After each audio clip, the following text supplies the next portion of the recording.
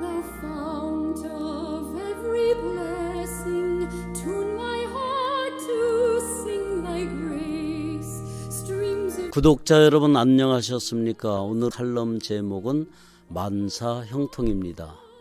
사람들은 누구나 만사형통하기를 원합니다. 그래서 대문에 글을 써서 붙이기도 하고 지극정성으로 공양을 드리고 심지어는 점을 보고 구슬하면서 액땜을 하려고도 합니다.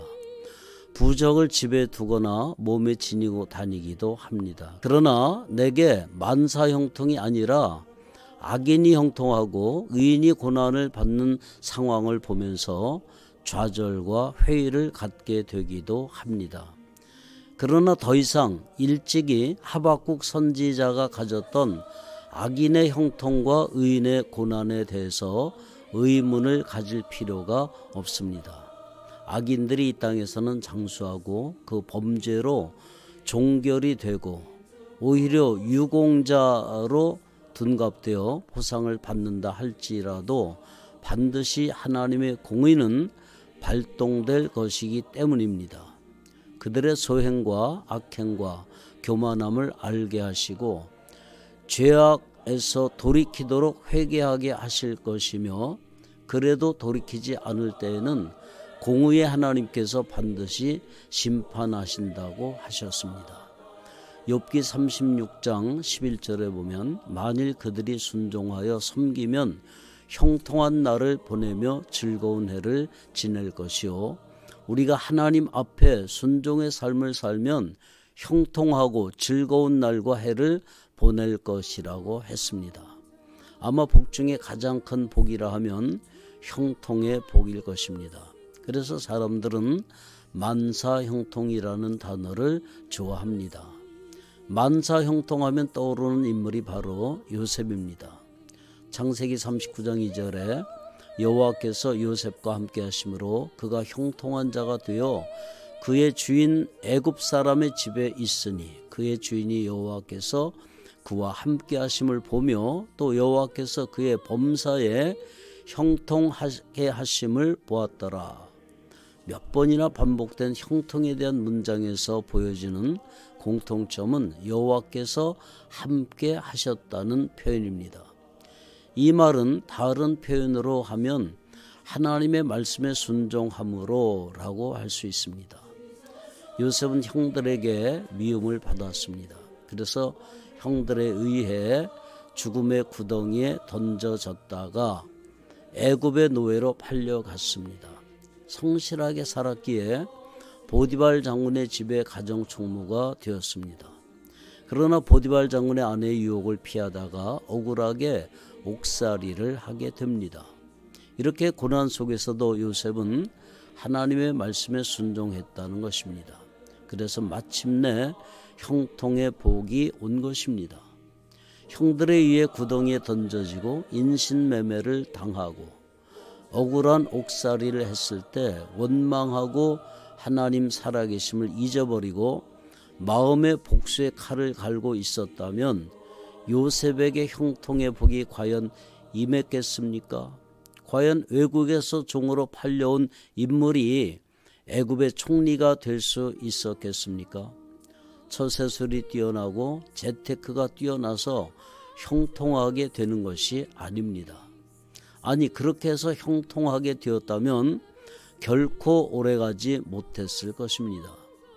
우리는 다시 하나님의 말씀 앞에 순종의 삶을 살 때만 형통하게 된다는 사실을 인정해야 합니다. 인간적인 지혜와 지식, 경험을 동원해서 형통하기를 원한다면 오히려 불통의 그늘을 벗어나기 힘들 것입니다. 당장은 이해가 되지 않고 오히려 손해가 되고 어려워도 말씀에 순종한다면 하나님은 반드시 형통의 복을 누리게 될 것입니다. 즐거운 인생을 누리시기를 원하십니까? 그렇다면 하나님의 말씀 앞에 순종하시기 바랍니다. 하나님의 다른 이름은 모사입니다. 누구도 하나님의 모사가 될 수 없고 참모도 될 수 없습니다. 하나님은 죄의 조성자도 아니고 불의를 행하는 분도 아닙니다. 하나님이 하실 수 없는 것이 바로 거짓말입니다. 부모나 스승이 우리의 길을 지도할 수 있지만 하나님의 길을 정할 사람은 아무도 없습니다. 오히려 하나님이 우리의 길을 인도하시고 길이 없는 곳에는 새로 만드시기까지 하십니다. 우리는 하나님이 하신 일을 기억해야 합니다. 지나간 역사 속에서 하나님의 행하신 일의 자취는 뚜렷하게 남아 있습니다. 그래서 성경은 기억하라는 말을 수없이 반복하고 있습니다. 그래서 하나님을 높이고 찬송할 수밖에 없습니다. 공산권에서 경외하는 수령, 주석이라는 표현을 쓰지만 언어 도단입니다. 경외한다는 표현을 쓸 수 있는 대상은 오직 하나님밖에 없습니다. 우리 생각으로 하나님의 존재와 능력을 제한해서는 안 되고 우리 식으로 계산해서 하나님을 헤아리려고 해도 안 됩니다. 하나님은 영원 가운데 계신 분이고 무소부재하며 만유 가운데 편재하신 분이십니다. 하나님의 창조주로서 지금도 만유를 주관하시고 세밀하게 섭리하고 계십니다. 자연의 신비를 볼 때마다 감동을 받게 됩니다. 요즘은 누구나 4K 영상을 무료로 얼마든지 시청할 수 있도록 미디어 데이터들이 오픈되어 있습니다. 동식물, 곤충, 해저 생물 등 우주 공간의 신비한 세계들을 얼마든지 접할 수 있고 드론과 망원경의 발달로 숨겨진 자연의 깊숙한 곳까지 고화질 영상을 통해 하나님의 신묘막측하심을 증거할 수 있게 되었습니다. 신비한 구름의 모습, 거대한 싱크홀, 오로라, 우주에서 본 지구의 아름답고 신비한 모습, 동물들의 단체 움직임 등 신기하고 놀라운 모습들을 얼마든지 볼 수 있습니다.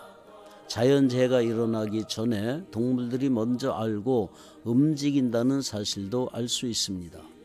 광대한 우주의 세계부터 우레, 번개, 작은 물방울과 안개까지도 다 컨트롤하시고 관리하시는 하나님의 능력과 솜씨를 볼 수 있는 것입니다. 이토록 완전하신 하나님 앞에 순종하여 형통하고 즐거운 여생을 보내시기를 주님의 이름으로 축복합니다. 샬롬. Teach me